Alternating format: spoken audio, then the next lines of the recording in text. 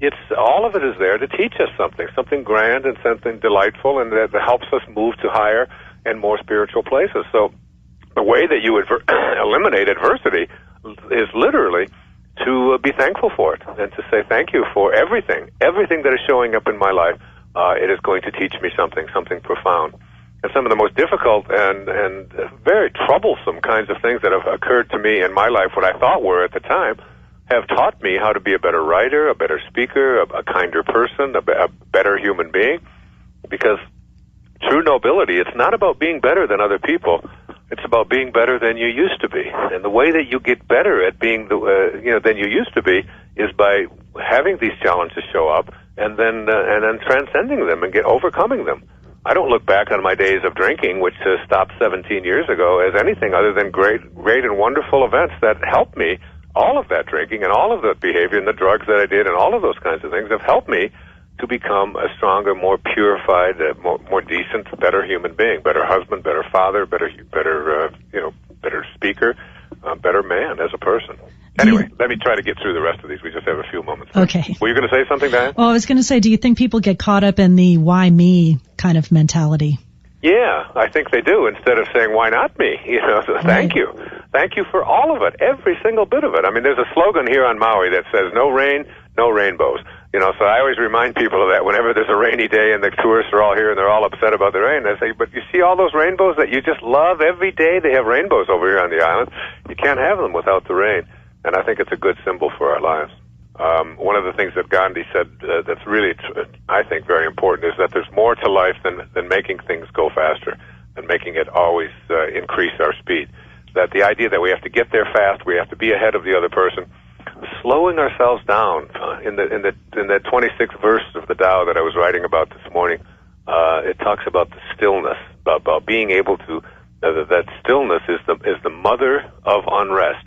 In other words, the master of unrest. In other words, in order to be able to get to a place where you are no longer filled with unrest, you have to go to this place of stillness, this place of quiet, this place of peace that is within each and every one of us. And that means not telling yourself that you have to be there ahead of the other guy, not rushing through the traffic lights, but meditating your way through when a yellow light comes, instead of rushing through it, that's just a habit.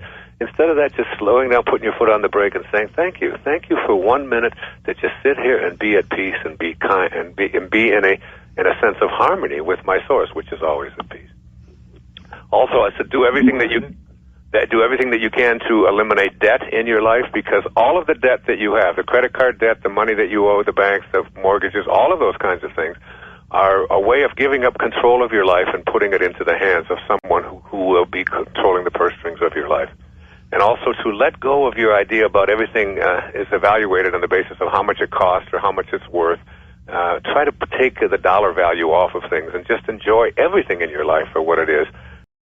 I'm going through something right now, and I'm kind of wanting to know why all this is happening to me in my life. At 15, my dad died unexpectedly of, an aortic aneurysm, and then I dealt with that somewhat decent. I don't want to say great, but I was only 15. And then I got married, and my husband and I struggled for 4.5 years to get pregnant, with one miscarriage along the way. And we got pregnant in November last year. We found out December 8th. And then on April 4th, we found out that the baby was really sick. Mm-hmm. And I ended up delivering a stillborn on April 19th. Mm-hmm. And I'm just not quite sure why all this is happening and how to get through it. Yeah, I can hear your pain. First of all, as you move along this path that I'm writing about, especially in Inspiration, you find out that all of the greatest teachers who've ever walked among us, including Jesus, all of them, have taught us that death is not a punishment. That it is the inevitability of all things. That everything that composes decomposes, and the question isn't whether it's going to decompose. The question that we have as human beings is, how long is it going to take? How much time do we get? When you say the words, "My father died unexpectedly," my immediate response to that is unexpected to you. Yeah. But not to God, and not, and that the moment that your father was conceived and the moment that he showed up on this planet, his birth was here, independent of his opinion about it, and so was his death. And the same is true of the miscarriages that you've had and the stillbirths that you've had. That there's a perfection in all of this, and that these souls who showed up very, very temporarily, and then for whatever reason that none of us will ever be privy to, weren't ready to show up into this world. What you are doing with it is you're taking it personally. You're saying to yourself that, why me, and how could something so terrible as this happen, and how much of this kind of thing do I have to put up with before I'll have peace in my life? And I'm saying to you, have peace in your life now, and even be in a state of gratitude for just the fact that you've been able to participate in the dance of life. You've already created life twice, and because it didn't last as long as you thought it should last, that's just our ego at work. Let's now examine the elements that most of us agree define the essence of our Creator, along with how they can help us sensibly approach Him. 1. God is love. We came from love, and we desire to return to that heaven while still on earth. I repeat Emerson's appropriate observation that love is our highest word and the synonym for God. In other words, if we dwell in love, we dwell in God. If God is love and cannot be anything other than what God is, and we wish to have a dialogue with God, then it seems to me that we come to our source in love, or we're wasting our time. So in the private, quiet, prayerful moments of asking for God's help, don't ask Him to help defeat others in any way. Rather, pray, Dear God, make me an instrument of Thy love. I want to be like You. I have forgiven them, and I have forgiven myself. And remember that there can be no forgiveness without love. And without love, there can be no way of being heard by our source. 2. God is peace. One of the most quoted verses in the Old Testament, which may also be my favorite biblical offering, is this: Be still and know that I am God.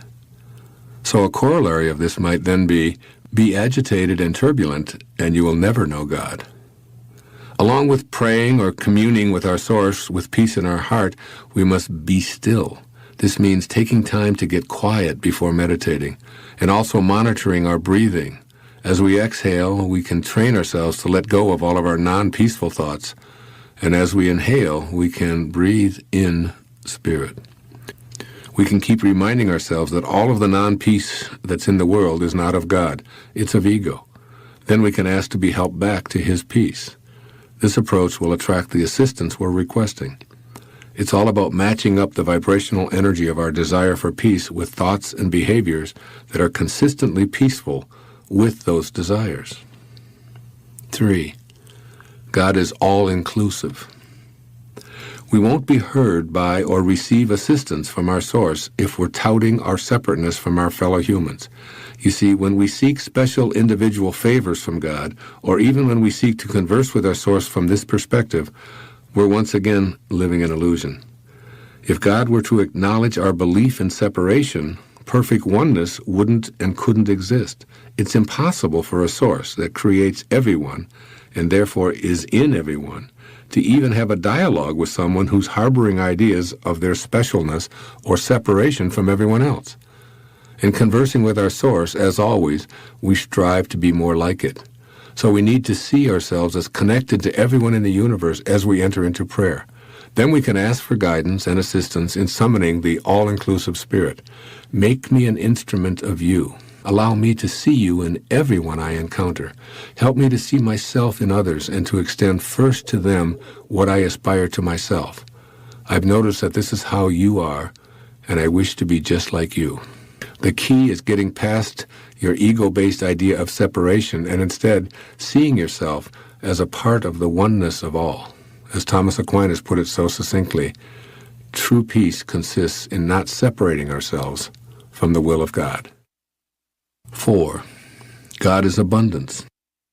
As St. Paul once said, God is able to provide you with every blessing in abundance. So why is there so much apparent shortage in the world, including people starving and living in poverty, and millions of folks having the persistent problem of too much month left at the end of the money? Well, what I can say for certain is that God is not to blame. There's more than enough to go around. After all, we came from a place that knows nothing of deprivation, and we arrived on a planet that has the capacity to grow the food and slake the thirst of every one of its inhabitants many times over. As a species, we human beings have brought the ideas of deficiency and depletions of God's gifts on ourselves, largely by taking very ungodlike actions. God serves all of us, but our greed has made us forget others and focus only on ourselves. As a people and as individuals, we've brought lack to our lives, and we can only fix this deficiency by becoming more like our always serving, endlessly abundant spiritual source. The answers to the resolution of poverty and scarcity are readily available to us, and they'd be resolved tomorrow if we remembered that we're all one on this planet. We all share the same origins, and we all end up back in the same non-place where we began. When we return to spirit in our heart, our governments will align with this truth, and our leaders will emerge from in-spirit consciousness. And 5, God is well-being. Spirit never has a fever and knows nothing of illness. So in my humble opinion, it makes no sense to pray or engage in a discourse with God from a perspective of asking to be healed, unless, that is, we have a firm understanding of what we mean by the word heal. If we mean to overcome an illness or infirmity, then I feel that we're again violating the truism that nothing can be what it isn't, including God. On the other hand, if we use the word heal to mean reconnecting to our source of well-being, then we're open to the potential of receiving assistance to overcome any infirmity. And that's how I use the word. I never asked God to help me to get over a feeling of sickness. Even when I had a minor heart attack 5 years ago, I asked to be made an instrument of God's well-being. I acknowledged that my body had taken on non-well-being, be it from my lifestyle, diet, and habits, or the toxins I breathe in and out, whatever. It was not of God. It was of me in this physical world, and I prayed to be reunited to a stream of well-being. I knew that I was a piece of God, and it was just as easy for him to heal a cut on my finger as it was to restore my heart to a healthy state. Since I knew that God's healing power was within me, I just needed to help my body remember this. I think when you have a desire to align yourself in a sort of uncomplicated way and keeping yourself close to God, because Socrates had a very a significant observation, a couple thousand years ago. He said he is nearest to God who needs the fewest things. He is nearest to God who needs the fewest things, and the idea that you have to have more, and you also have to, your life has to be very difficult and very complicated, and you have to attend a lot of meetings, and you have to satisfy everybody. Why do you think it's so hard for people to say no? Well, it's there's this whole element of that you're being a bad person, that there's something wrong with you if you're turning down somebody else's request. I mean, I get mailed by the thousands now, and I have for many, many years, and I have many, many, many people out there who have these great ideas about what it is that they would like to do, and then this project that they have, or this particular thing that they're going to do, and so on. And they want me to be a part of it and to get on the board for it and to do all of these kinds of things. And I just very politely say that I'm just not able to do that. And I don't tell myself that I should go around feeling guilty about being able to just say, I want my life to run the way I want it to run, rather than the way somebody else has dictated that it will run. Mm-hmm. And having that kind of confidence in yourself and the belief that it's okay to just say no to these things. And I must say it hasn't always been that easier for me. So let me just go through real quickly through these steps. I don't know if I can get through all of them, but the first one says unclutter your life. You'll simplify your life, and you'll be closer to God, and you'll be a more inspired person. This is in the book Inspiration. It starts on page 102. Unclutter your life. So, which means if you haven't worn it in the past year or two, just recycle it and give it away to others. Just go through your closet. It's a wonderful exercise to do. Go through your closet, pick out everything that you haven't worn in the last 18 months or so, and just get rid of it. Just put it in a pile and pass it along to somebody else. Get rid of old files that take up all this kind of space. Donate unused toys and tools and books and bicycles and all of these kinds of things to charitable people. Go through your garage clutter your life. Get rid of anything that keeps you mired in the state of acquisition and having to have more. And then secondly, clear your calendar of unwanted and unnecessary activities and obligations. So, take a look at that little book that seems to dictate your life, and just try to keep days in there and long periods of time in there where you're free to just make yourself available to God. Make yourself available to be and do what it is that you came into this world to do. And then keep your free time free. be on the lookout for invitations to functions that keep you on top of society's pyramid, but that inhibit your access to joyful inspiration. Truly, everybody out there listening, truly, my most enjoyable kind of an evening is it's not an evening in which I have a whole lot of people over and people are drinking and there's there's party time and so on. It's an evening alone, an evening of meditation, an evening of reading, an evening of studying. I'm working on a book called Living the Tao, and I read the Tao every day. My job every day right now is to get up in the morning and to read one of the 81 verses of the Tao, to study it, to contemplate it, to think about it, and then to write an essay about how to apply it, to channel the great teachings of Lao Tzu from 2,500 years ago and to listen to that and connect to it.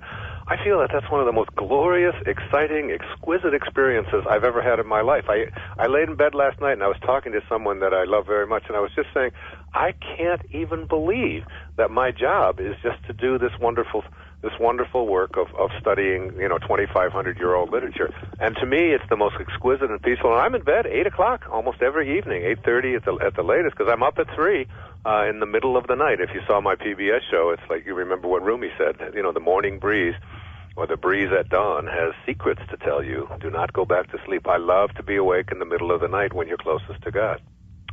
4, I say take time for meditation and yoga.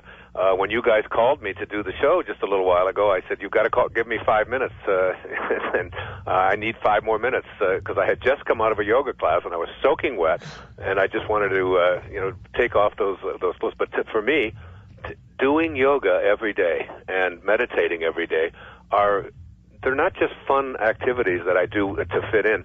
They are the most important things that I do every single day because they keep me centered. They keep me focused on God.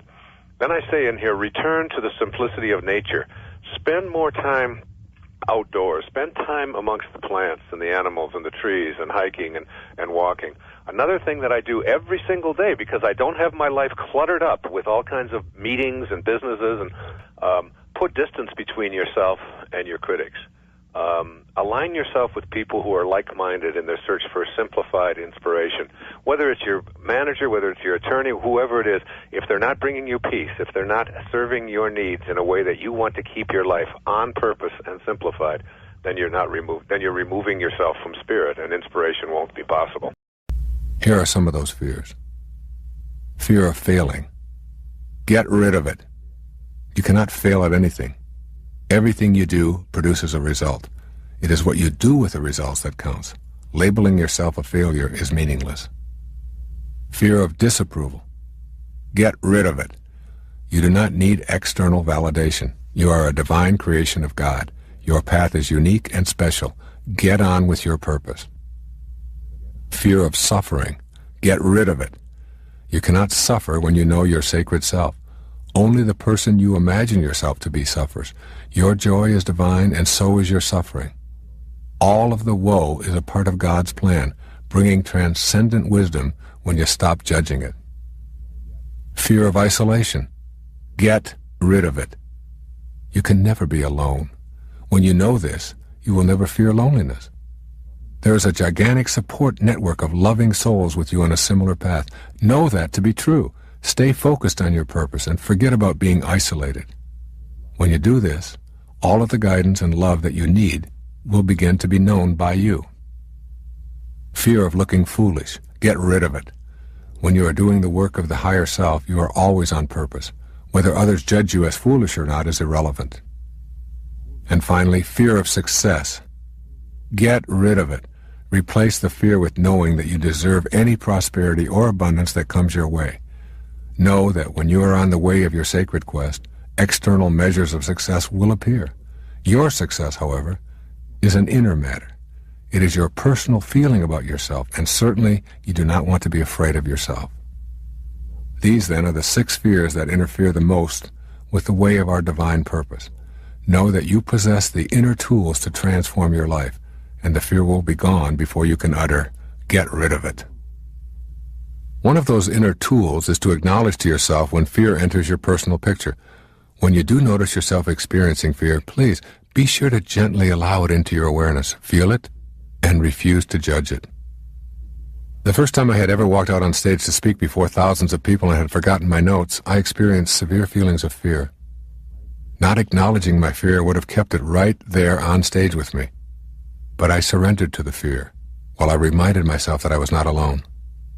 I went out on that stage with my fear as my companion. Before even a few minutes had passed, I was absorbed in my mission and my fear was gone. By acknowledging the fear, and then doing what you were afraid of anyway, you serve notice on those kinds of self-defeating thoughts. You also take a giant step toward banishing doubt from your life. Fear and doubt are partners. That which you doubt will cause you to be afraid. That which you fear creates doubts about your ability to deal with it. Faith is an antidote to fear and doubt. In most cases, the use of the word faith is associated with developing a religious framework for our lives. Faith and worship in this context go together. I'm not talking about faith this way. I honor whatever your religious persuasion is, but I do not want you to confuse religious beliefs with the actual presence of faith. Faith is akin to knowing God, which is different than believing in God or knowing about God. Knowing, as I am speaking about it, is an experience on a cellular level of personal experience which has not one iota of doubt attached to it. To me, faith is an inner knowing and a capacity to see God in everything, including myself. This kind of faith does not come from books. The kind of faith I am describing does not need a religious service or a holy book. It comes from having the direct inner experience of God as a part of your higher self. It is demonstrated in countless ways in daily life. You do not necessarily have to see this inner light with your senses, yet the experience is known. You know that what you do not see is there for you as well. I've seen my wife, Marceline, demonstrate this inner faith on 7 different occasions when she has given birth to our children. Throughout her pregnancies, she talks to me about her faith in God being with her. She knows that bringing a child into the world is more than a physical experience. She knows that it is a holy opportunity that she has been entrusted with. She has absolutely no doubt about her ability to proceed through all stages of her labor and childbirth without complications, pain, or any suffering. This faith literally puts her into a higher state of awareness, and her physical appearance literally changes. She has actually left the confines of her body. Through the power of her miraculous concentration on what she has to do, she proceeds unaware of surrounding distractions. Her inner faith has literally seemed to banish the doubt about her ability to deliver a baby in a spiritual and pain-free environment. She doesn't believe that God is there for her. She absolutely knows it. The idea of any doubt being present is ludicrous to her. I have been in the labor room with my wife while women all around her were out of control with fear and doubt. Marceline, relying on her faith, is participating in the act of creation as an observer and a faithful participant. In fact, she has taken that same inner knowing based on faith to assist other women in having their babies. She accompanies them through the entire process from the first months of pregnancy through delivery, helping them access their inner selves and reassuring them that if they banish doubt, they will have a spiritual childbirth experience. I have yet to see it fail. Understand that faith is a decision that you make internally. It is a mental decision to know that everything is on purpose. Faith then becomes an energy that resides within you at all times. Change your thoughts based upon the wisdom of the Tao, and your life will change. There's many principles to live by in the Tao. First, remind yourself that there is no way to happiness. Happiness is the way. Bring happiness to all that you do. You accomplish much by trying less. It's so inconsistent, isn't it, with what we live in the Western world. But the less you try, when I go out and swim in the ocean, and I do it almost every day, I try to do between 30 minutes and an hour every day, being out there in that ocean. And I just get out there, and if I try less, my arms just seem to know what to do, and the breathing just all works, and I can swim all day. As soon as I try, as soon as I struggle, as soon as I start trying, the minute that I move myself into trying, it's like if I were to take this little cap here and drop it right there and say, I'm going to try to pick this up. I'm going to try to pick this up. This is what Lao Tzu was speaking about. So all of this, I'm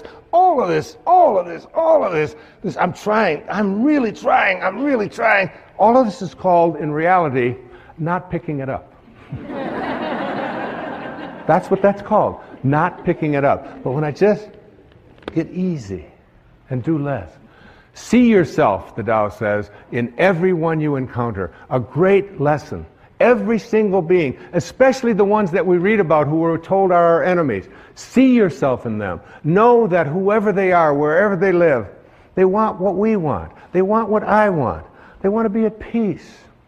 They don't want to be always struggling. They don't want to be sick. They just want to be loved, whoever they are. I know the skepticism of that.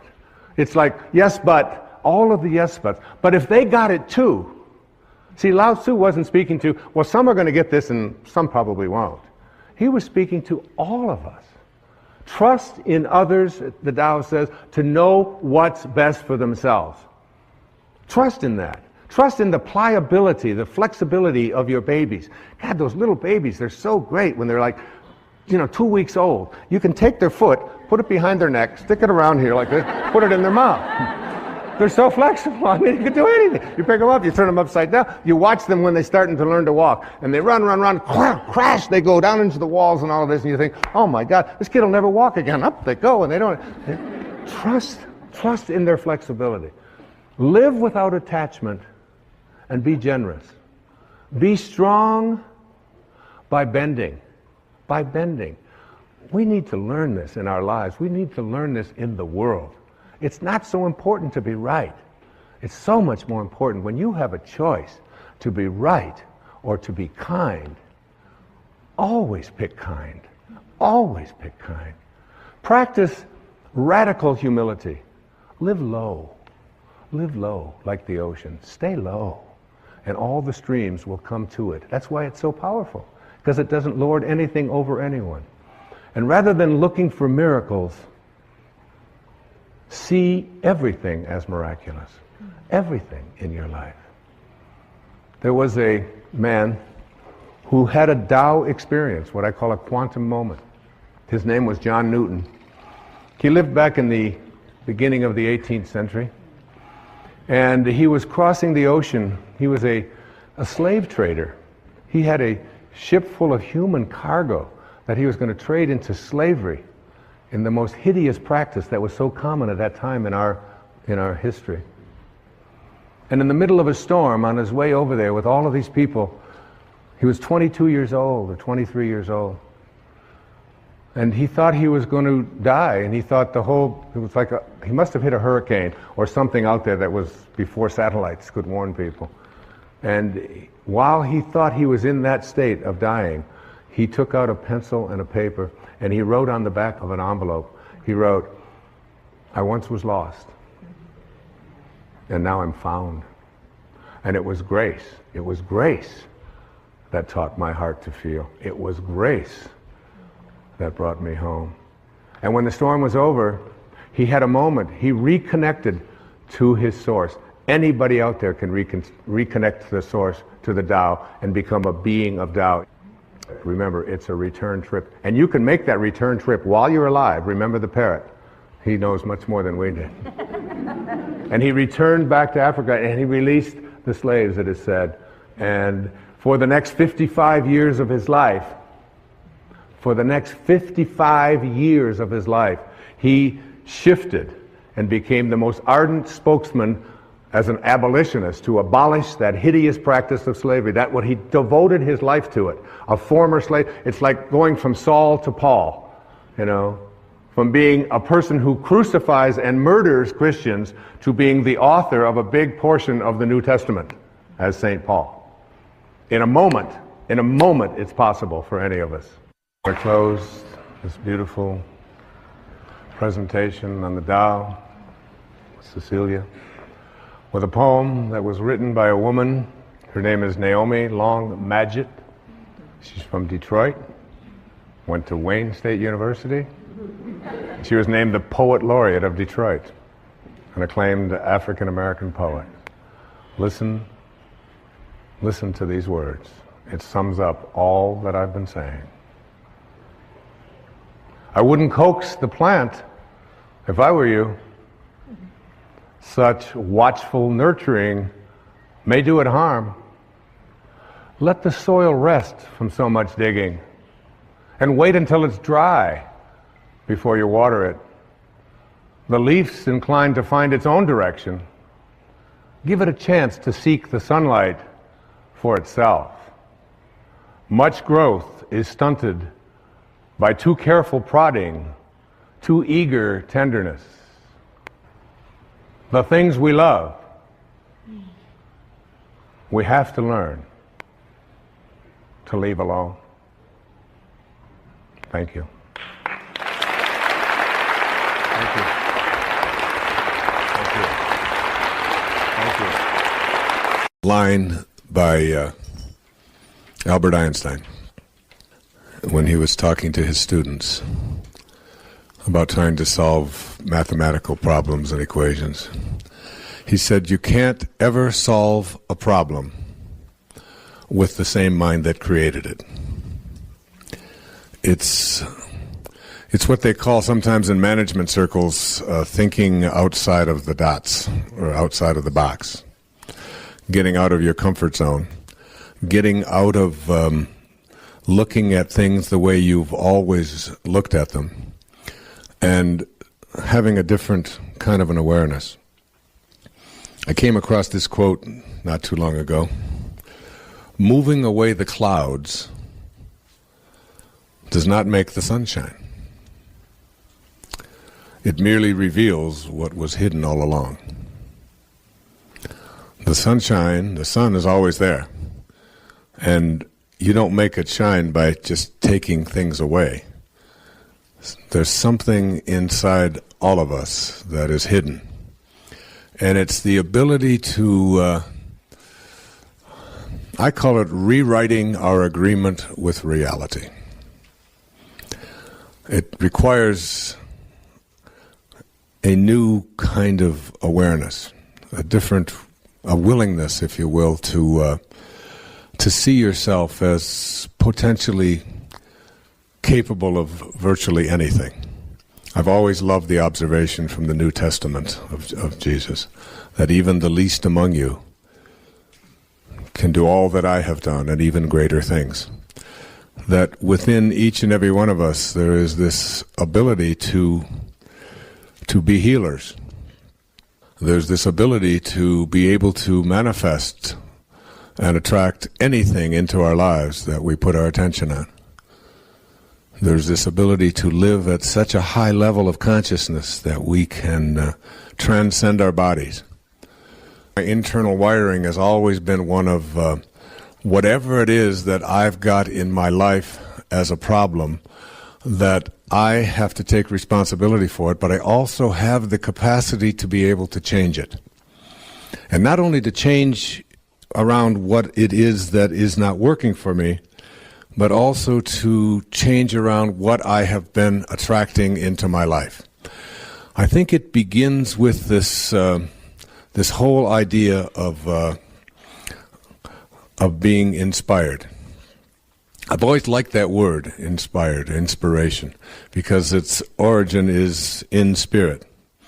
And then the opposite word is being informed. And so when you're in form, in the physical world, when you're in form, you get information. You get lots of information. And this is what we call the information age, right? So there's no shortage of information.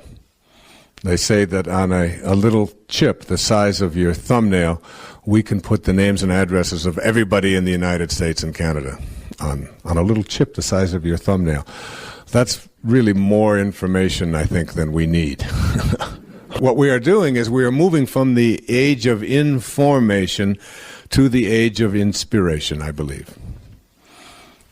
And as we move into the age of inspiration, where collectively mankind is beginning to have a collective capacity to be able to think thoughts which empower us rather than which weaken us, which, according to Hawkins' research, up until about 1985 or 1986, collectively, mankind's collective thoughts always produced that which weakens us. And now, in the last few years, we have moved above the level where man's collective consciousness is at least at a place where collectively we are empowering ourselves rather than using force.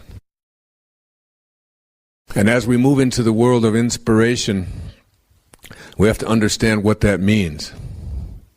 And Patanjali had a wonderful observation. I wrote about it in Wisdom of the Ages. He said, when you are inspired, that is, in spirit, and remember, it is in the world of spirit, it is in the world of thoughts where we change, where we go to the place where we create anything we want for ourselves in our lives. So that remembering here, the theme is that you can't solve any problem that you might have in your life with the same mind that created it. So you're moving into a place now called spirit. That which is seen hath not come from that which doth appear. We're moving into the world of the invisible now. When you are inspired, and think about the moments in your life when you've had the most inspiration, inspirado. You lose any touch of fatigue. I have gone and been inspired at moments in my life when I have written for almost 24 straight hours without stopping, without eating, without thinking about sleep. I just got into one of those modes, what we call a zone sometimes, where everything just flowed. When you are in that place, you transcend everything. And you don't worry about whether people are going to call you or not call you. You don't worry about your children. You don't worry about being sick. You don't think about the cold that you might have. You don't think about being tired and how much sleep you'll need. When you're inspired, you're in spirit. When you're in spirit, you're connected to your source. And now what you're doing is you're moving out of the mindset of inform or information, which is where all problems occur in the world of the physical, and you're shifting into the world of spirit. Let it chase you. Let it follow you instead of being something that you're consumed with having to get. Because the more you're attached to the outcome, the more you're trying to get something that isn't what you really want. And this idea of knowing that divine intelligence will work in exactly the order and the preference and the time that it is supposed to. In the Course in Miracles, there's this often quoted passage that says, infinite patience produces immediate results. And it sounds like it's a contradiction, doesn't it? It sounds like a paradox. If I'm patient, infinitely patient, then I will have to wait a very long time. And this idea of attempting to hurry along the divine intelligence is something that we do with our egos all the time. Obviously, creation reveals its secrets by and by, as it is supposed to, as it is ordained. This principle of detaching ourselves from outcome, along with having infinite patience, is really essential to your manifestation process. It is inconsistent with what we have a tendency to think is the way things should be working. Because if I do everything that I'm supposed to, if I follow all of these principles, and I set down all the rules, and I get it all organized, then I expect that I'll have results. That's the time in our lives that I referred to earlier in the very first principle of being the warrior, going from the athlete to the warrior. That's the time in our lives when we set our goals. And there's nothing wrong with setting goals. I've written about it and talked about it on many programs right here at Nightingale Conant and in many of my books. But the idea of thinking that setting goals and then just going about and having them show up is still the thinking that keeps us sort of stuck back at the warrior phase of our development. It inhibits us from moving to higher places wherein we can begin to manage the coincidences of our lives, which sounds like a contradiction, doesn't it? If it's a coincidence, you can't manage it. If you're managing it, then it's not a coincidence. But when you begin to transcend some of these paradoxes, when you reach a higher level. So setting goals is one thing, and it's something that we do in the earlier stages of our spiritual development. And we continue to do it. And these stages that I talked about earlier are not things that we go into and then never go back to. We go back, we come out of it, we go back. We're always moving in and out of these stages. The question is, what is my primary emphasis? Is my primary emphasis not only on setting goals, but in falling in love with those goals, and then insisting that those goals show up when I want them to show up? That is inconsistent with manifestation and with spirituality and higher consciousness. What you have to do is have your goals, which is what a tomato seed is. It's really a goal for tomatoes. But you have to then relax and turn your thoughts and your ideas and your consciousness and your awareness to your own purpose and know in your heart that it will manifest. You see, the key to relaxing about what it is that you would like to see manifested is the certainty of the outcome. If you have a certainty, as it says in the Course in Miracles, if you have a certainty of the outcome, patience is easy. If you are uncertain of the outcome, if you're not sure how it's going to work out, or if things are going to fall into place the way you would like them to, if you have that uncertainty, then you will not be able to be patient. So patience, infinite patience, is really like a trusting in God. And when you trust in God, you're trusting in the wisdom that created you. And when you trust in the wisdom that created you, you're trusting in yourself as well. Because you can never be separate from that wisdom. So patience and trust and awareness and higher consciousness are absolutely essential